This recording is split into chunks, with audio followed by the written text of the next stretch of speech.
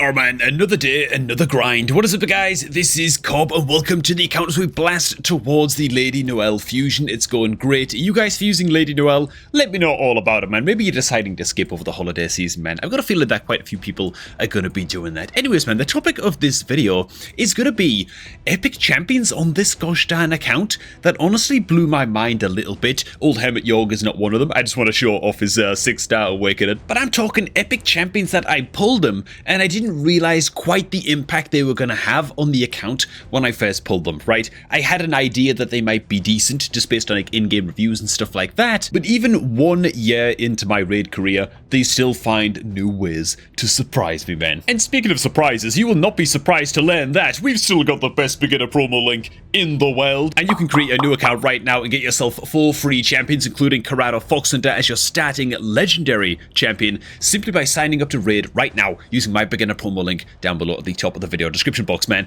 The time is now over the holiday season to bless your raid adventures with the best start possible, so make sure to go ahead and hit that link and sign up today, man. Get your second account up and running, you know? Having a second account for me has been so entertaining. You get to pull twice as many shards, what can I say? Anyways, man, first champion we got to touch on is the first epic champion I ever pulled on this account, and I still use him to this day. Good old Hitatsu. I mean, his in-game reviews are actually pretty decent.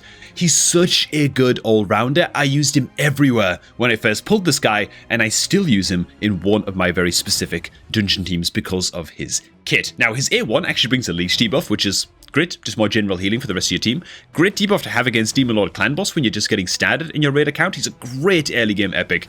Can't stress that enough. He also brings decreased attack debuff on his A2. It's not 100% land rate.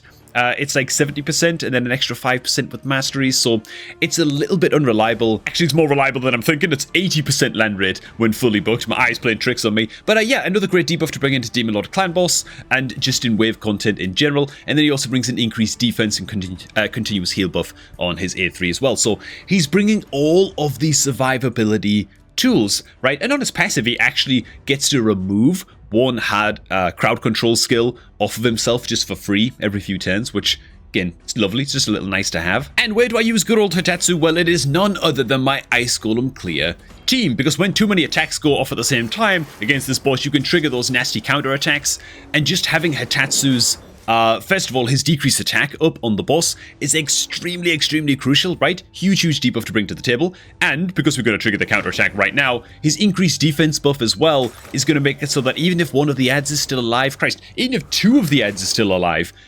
99% of the time, we're going to be fine, we're going to live. He just brings all of the defensive tools that you would want for this dungeon, and it's awesome. Now, of course, I do have Ugo on this team as well, built out very tanky, so that even if everybody does die, Ugo has like the backup AoE revive, which does happen in like 1 in 100 runs with this team. It's never failed before, but it comes close. But Ugo's like the failsafe. But point is, Hitatsu brings all of the defensive tools, and I love him. He does a great job on this team. I tried it with other champs, including various legendaries and stuff. The clear just wasn't as fast. It just wasn't as reliable. Even Vaultkeeper Wixwell, I just get more success with the Hitatsu team than Wixwell. And I think it's because Hitatsu has that self-cleanse where he can dispel himself from the freeze, and because of the leech debuff on his A1. He's just great. Next up, man, you know her, you love her. She is War Maiden's evil twin. It's good old Thalesia. This champ surprised me, and for a very simple reason indeed, right? So on her A3, she brings the main utility of her kit. It's an attack all enemies, 310 cooldown, 100% land rate, decrease, defense, debuff. Strong version. Good stuff, right? Amazing. I never built out War Maiden on this account, all the way up to max, at least, because I pulled Thalesia before I finished leveling up the War Maiden. She was one of the earliest epics I pulled on my account. And dude, she also brings a second attack all enemies, increase the duration of debuffs on all enemies by 1 turn as well. Just a nice to have, and because she has 2 attack all enemy style skills, you're thinking, okay, maybe she go on like a stun set or something. No, dude. I built my Thalesia to be like half damage, okay? She's not like built out to be an out-and-out nuke. I have her built with very high accuracy and like pretty good speed because I use her so much in Arena. I use her so much in Tag Arena in specific. And even for Faction Wars and just wave content and stuff like that. Dude, she smacks. She smacks, dude. You don't want to build her out at a stun set. Put her in damage dealing gear, man. Her modifiers are pretty good. Now, of course, Epic Champion, she's no Genbo by any sense, right? She's not going to keep up with the damage of a Genbo, but at the same time, it's not bad. It's really not bad. She hits way harder than you think, and having her as a backup nuker has been awesome on this account. Also, her passive, by the way, when attacking enemies under decreased defense debuffs, which she places, has a 50% chance of placing a hex debuff on them for 2 turns. A little bit of Hydra usability there, potentially on this champ. The only drawback that she has, if I switch her back over to a gear, is that her base HP is very, very low, and her base defense is, I mean, not the best either. She's very squishy. She's very tough to keep alive in fights like Hydra, which is like the main drawback for trying to run her into that content. Now, all of that said, seeing as though I've got her twice empowered and I've got her 3-star awakened, maybe she has the defensive stats now to make it by in at least normal mode Hydra. Let's give her a quick trial run, man. In fact, let's give her a quick trial run in just a second alongside Doom Priest, which is another champ that shocked the hell out of me. And I was expecting a lot, man. The reviews on Doom Priest have been rave reviews. She brings an increased attack buff on her A2, which is great. Her A1 is nothing to write home about, but her passive is crazy. Heals all allies by 7.5% of their HP and removes 1 random debuff from them at the start of this champion's turn. She's one of those champs that doesn't require accuracy at all. She's just got to be survivable and fast. And I've gone ahead and put her in a Relentless set. Now, it's kind of hand-me-down gear a little bit. I don't use her quite as much anymore. She still finds her way into my normal mode Hydra teams every now and again. But what she did do is basically help to unlock the Hydra game mode for me, right? Doom Priest plus Ugo unlocked Hydra for me on this account. I'll just say it. Yeah, the Relentless set giving her a chance to get that extra turn and get off her passive just twice in a row and just constant debuff removal and constant healing. It's just amazing, amazing stuff, man. So let's take Doom Priest and Thalesia into a Hydra team and see what they can do together. Never tried this before. Might be a disaster. Ooh. Right before opening up my Demon Lord Clan Boss chest, which I totally forgot to do. Let's scrap those boots. At least open the big ones. Yes, dude. We strike gold. Lovely, lovely, lovely. This immortal headpiece is really, really good for a damage dealer. I guess I'll go ahead and keep it. I'll open the Nightmare ones as well, because there's also a chance at like legendary tomes and secrets from here too. We get ourselves a void. Not bad. Can't whinge too hard about that, man. Oh, man, I'm throwing these two in at the deep end, man. They're in with all of the biggest boys on my account, man, to be honest. The absolute big mad lads. But yeah, Thalesia combined up with the Thor in general, kind of interested to see what sort of damage these guys can put out. You know what I'm saying? Especially because the Thalesia, I haven't really touched their build in a long time. And so, not only she's a little bit squishy, but her damage numbers are probably not going to be all that impressive. But, you know what? If she can hold a candle to some of these champions, even that alone would be quite interesting. Now, it's just normal Hydra, mostly just to test out the damage numbers. It should be adorable for us to kind of blast our way through this with this team. But I'm going to go ahead and skip on forwards, and let's just see how these two little nerds do. Ooh. She's about to smack it right here to multiple disembodied heads. Dude, we've beheaded every single Hydra already. Oh, for God's sake, man. Now Thor's just absolutely mulching everything. Okay. God damn, man. Okay, Thor's gonna clearly steal the thunder here. Pun intended. Oh my god, dude. I'm not gonna lie, we might have actually just stumbled into something like insanely crazy good powerful here, man. Just the consistent AoE decreased defense and the extra damage coming in from the Thalesia, the increasing the debuff duration on all of our AoE skills as well, plus the Thor's crazy AoE damage, plus the Doom Priest constantly cleansing any true fear debuffs that come up or whatever, because she's a great member of the team for just keeping you moving quickly against Head of Torment. This damage is nuts. This is crazy. I know it's just normal, but god damn, like, this is actually blowing my mind a little bit. I didn't expect this to be this good at all. Big another Thunder's Wrath proc from Thor. Never mind. Not too bad.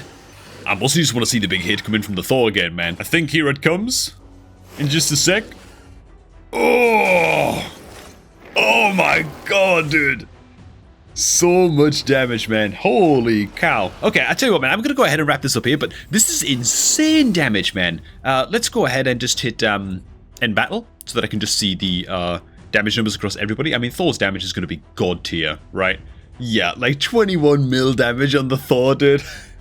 Okay, so as expected, the Thalesia not going to be holding a candle to the Thor. Doom Priest definitely doing a great little job in there as well, though. So yeah, Thalesia, while I'm not using it, I'm not even using it right now actively in Hydra, but that was fun. Still, a champ that sort of blew my mind, and I still do use her quite a lot in Tag Arena. Next up, a champ that still surprises me to this day in how few other content creators seem to cover it on YouTube and like best faction wars, epics and stuff like that. Is an epic champion I'm very, very excited to start building out on this account. I've got it booked up and ready to go. That's how much I'm going to be prioritizing it to help out in my Shadowkin faction wars, and I'm pretty hyped to eventually do a video review on good old Kunoichi. On her A1, she's got a chance to place Weaken, 40% land rate.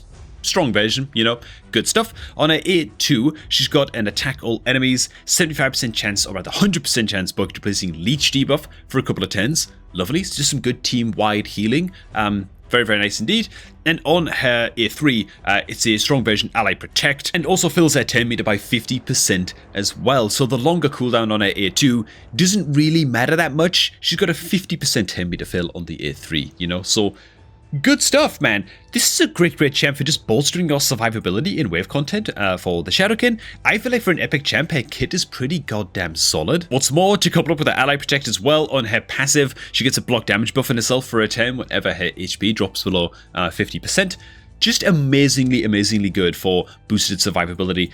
Again, this is more of a champ that I'm looking to build out for experimentation's sake and see how she feels. And switching on over to the free-to-play account, you guys know what's coming, man. Ruella has actually impressed me more than I was expecting for one sole reason, and that is the release of the Chimera clan boss, right? Genuinely surprised me how pretty damn good she is into Chimera, right? So I did build her out originally for just Fire Knight progression and for Spider's Den progression, and for those purposes, she's been solid. She's got a triple hit at A1, each hit with a chance of stealing 5% of the target's 10 meter. Does have to be a crit, so of course I built her up with a 100% crit rate. And on the A2, attacks one enemy 3 times, another triple hitter, with each hit having a 70% chance of placing decreased defense, weaken, and decrease speed. And then on her A3, she's got a little bit of 10 meter fill as well, and an increased crit rate buff on all allies, which I haven't really bothered booking out. I think I'm fine to leave this one alone. I'm mostly using it for the A1 and the A2 anyway, so yeah, she's been an amazing budget option for me. There is actually a current Spider's Den tournament on right now, and so, of course, she's naturally part of the Spider's Den team, and her first job is just to get all of those big debuffs up on the boss, which increases our kill speed by a lot. The decreased speed is so important to have, especially when you're just starting out in raid. Just getting any champion that can place decreased speed reliably in their kit is such a big deal. You know, it's huge in Spider's Den, it's huge to get it up on the Spider boss as well. Not bad against wave content too, and now decreased speed is also very effective against Chimera clan boss, and so it's such a premium debuff to have built out on one of your champions on your account.